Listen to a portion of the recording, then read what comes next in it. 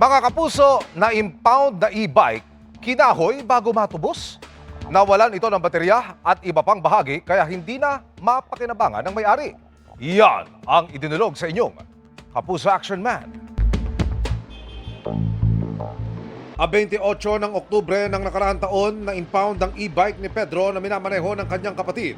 Pero hindi anya malinaw kung ano ang paglabag.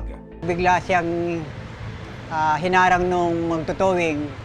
May kasama daw yung porter yun ng Pasay. Wala pong sinabi kasi hindi naman po nag-issue ng ticket Nang tutubusin na niya ang e-bike sa impounding area, Wala na po yung mga gamit. Ninakaw na po yung baterya, yung throttle, yung wiring, saka yung mga side mirror.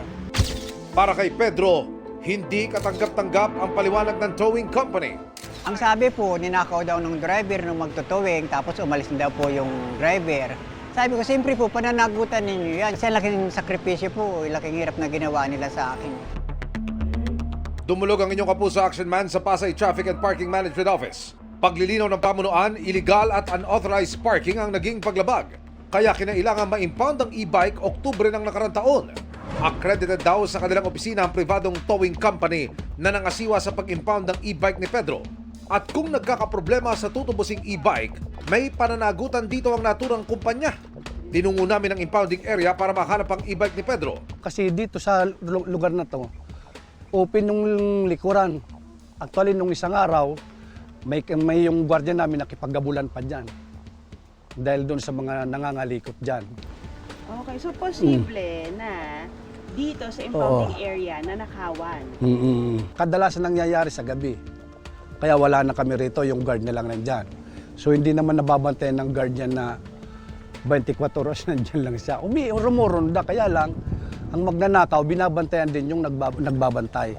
Pangako ng may-ari ng towing company. Kung ano man po yung request niya, may battery po doon. Bumili na po kami ng battery doon para sa kanya. Yung ibang parts, maibabalik.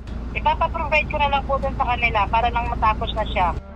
Sa ngayon ay nakuha na ni Pedro ang e-bike kabilang ang mga napalitang bahagi nito.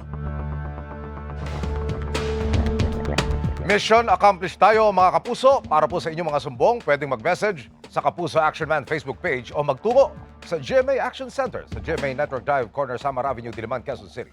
Dahil sa anumang reklamo, pang-aabuso o katiwalian, tiyak, may katapat na aksyon sa inyong Kapuso Action Man.